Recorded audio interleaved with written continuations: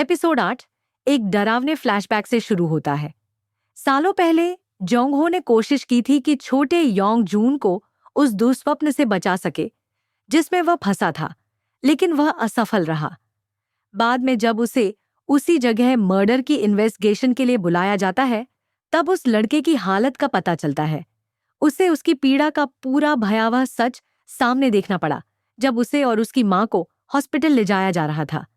Jong हो ने आईशीन को मुस्कुराते देखा। वही याद आज भी उसका पीछा करती है। हॉस्टेज एक्सचेंज के दौरान माहौल बेहद तनावपूर्ण होता है। एरा और तेज निकलती है। उसकी हर हरकत नपी तुली और सोच समझ कर की गई।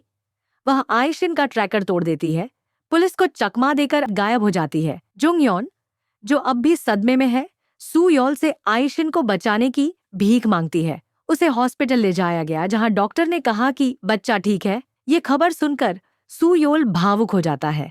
जोंगयोन हाइडआउट का वर्णन करने की कोशिश करती है।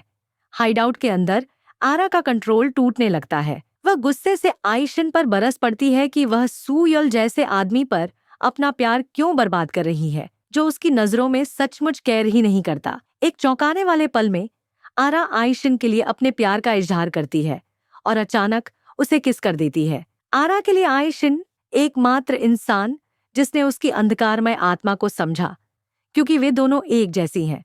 लेकिन आईशिन ठंडी आवाज में उसे ठुकरा देती है। हम बिल्कुल अलग हैं। यह शब्द आरा को अंदर तक चीर देते हैं और अस्वीकृति से कांपते हुए वह तय करती है कि वे दोनों सिर्फ मौत में ही साथ रह सकते हैं, डबल सुइसाइड में। लेकिन आईशिन हार मानने वाली नहीं है। अचानक ताकत जुटाकर वह खुद को आजाद करती है और आरा पर वार करती है। लहूलुहान आरा अपनी ऑब्सेशन पकड़े रहती है और आखिरी बार काम आने की गुहार लगाती है। वह आईशिन को बचपन की एक फोटोग्राफ सौंपती है जो उसके पिता ने खींची थी। उधर सुयोल सुरागों का पीछा करते हुए आरा के हाइडआउट तक पहुंचता है, एक सुनसान अम्यूजमेंट पार्क। वहां उसकी भिड़ंत आरा से होती है, जो पूरी जान लगाकर उस पर टूट पड़ती है। नाहिक, जो चुपचाप पीछा कर रही थी, सुयोल की जान बचाने कूद पड़ती है। लड़ाई बेहद हिंसक हो जाती है। अंततः सुयोल आरा को घातक वार करता है, लेकिन उससे पहले नाहिक गंभीर रूप से घायल हो जाती है। खून से लथपथ वह उससे कहती है कि उसे पीछे छोड़कर आगे बढ़े। सुयोल के पास शोक मनाने का समय नहीं है। कमिश्नर होंग हालात और भड़का देता है। वह सुयोल और आईशिन दोनों पर एपीबी जारी कर देता है, यह मानकर कि वे साथ मिलकर काम कर रहे हैं। जोंग हो को सुयोल की लोकेशन ट्रेस करने की जिम्मेदारी दी जाती है। कॉल पर वह चौंकाने वाली बात कबूल करता है। उसे लगता है कि आईशिन शायद सही थी। वह मानता है कि हर उस शिकार के लिए जो वह बचा नहीं सका, वह सब अपराधी थे, लेकिन वह कानून की सीमाओं में बंधा हुआ था। आईशिन ने अपने निर्मम तरीके से वही किया जो वह नहीं कर सका, लेकिन सुयोल उसका विरोध करता है, ये याद दिलाते हुए कि उनका फर्ज न्याय करना नहीं बल्कि हर जिंदगी की रक्षा करना है। ट्रेस पूरा होने से पहले ही सुयोल कॉल काट देता है। अपनी इंस्टिंक्ट्स का पीछा करते हुए सुयोल आईशिन के अतीत में गहराई से उतरता है और उसके थेरेपी रिकॉर्ड ढूंढ निकालता है। उसे समझ आता है कि उसने अपने मेमोरी को दबा दिया था, जो थेरेपी से बाहर आई, और आरा की दी हुई फोटो ने उसकी बदले की आंख को फिर से भड़का दिया। फ्लैशबैक में पूरा भयावह सच सामने आता है। मिस्टर जोंग छोटी आईशिन पर मेकअप लगाता है, उसे तैयार करता है और अब्यूज करने की कोशिश करता है। जब उसकी पत्नी ने यह सच उजागर करने की कोशिश की तो उसने उसे हमेशा के लिए चुप करा दिया, हत्या कर दी और घर में आग लगाकर सबूत मिटा दिए। वर्तमान में आईशी अपने पिता जोंग को उसके ही चर्च में घसीट लाती है, उसे बांध देती है, जबकि वह रहम की भीख मांगता है। वह दावा करता है कि उनके पाप उनके खून में है, कि आग के बाद उसने अपने किए पर पछतावा किया, इसलिए पास्टर बना और शेल्टर खोला। लेकिन आईशिन पर इसका कोई असर नहीं होता। हमें माफ नहीं किया जा सकता, वह ऐलान करती है। जैसे ही वह उसे खत्म करने वाली होती है, सुयोल वहां पहुंच जाता है।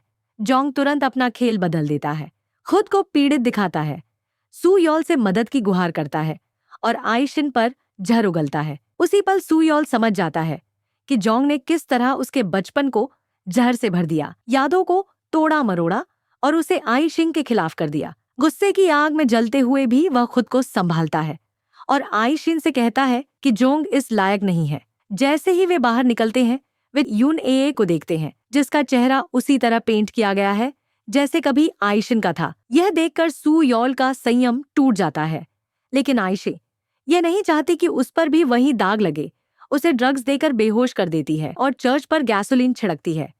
अपने पिता के ऊपर खड़े होकर वह फुसफुसाती है कि उन्होंने सुयोल को काफी चोट पहुंचा दी है। बाहर सुयोल होश में आता है, खांसता हुआ, जबकि धुआं आसमान को भर देता है। अंदर आयशे और जोंग दोनों बेहोश पड़े हैं। उसके पास केवल एक ही विकल्प है। वह पूरी ताकत लगाकर अंदर दौड़ता है और आयशिंग को बचा लाता है, जोंग को आग के हवाले छोड़कर। उसे बाहों में थामे वह उसे मॉम कहकर पुकारता है और जागने की विनती करता है। जब आयशिन होश में आती है, उसकी आंखों से आंसू बहते हैं, क्योंकि उसने उम्मीद की थी कि अंततः वह उसे अपनी परछाई से मुक्त कर पाएगी। पुलिस नजदीक आ जाती है। ले जाने से पहले सुयोल वादा करता है कि अब से वह उससे मिलने आएगा। वह उसे दूर धकेलने की कोशिश करती है, कहती है कि अब इन रिश्तों का कोई मतलब नहीं। फिर भी उसे यह सुकून है कि वह एक अच्छा आदमी बन गया है। जोंग हो खुद आयशाइन को जेल वापस ले जाता है। पहली बार वह नरम पड़ती है और उसे धन्यवाद देती है कि उसने सुयोल को प्यार और दया के साथ पाला। यूनिट में लौटकर सुयोल का फिर से स्वागत होता है। वे न सिर्फ उसे स्वीकारते हैं बल्कि यूनएए को भी अपना लेते हैं ताकि उसका भविष्य सुरक्षित रहे। 2 साल बाद कहानी अनवन प्रिजन की जनरल पॉपुलेशन में आयशिन को दिखाती है। वह सुयोल, जुंगयोन और उनके 2 बच्चों की स्केच बनाती है, एक परिवार जिसे वह बस दूर से देख सकती है। लेकिन जोंग हो की मर्डर की खबर उसे भीतर तक हिला देती है। जब नाही और सुयोल उससे मिलने आते हैं तो शोक गुस्से में बदल जाता है। वह जानती है कि कहानी अब भी बाकी है।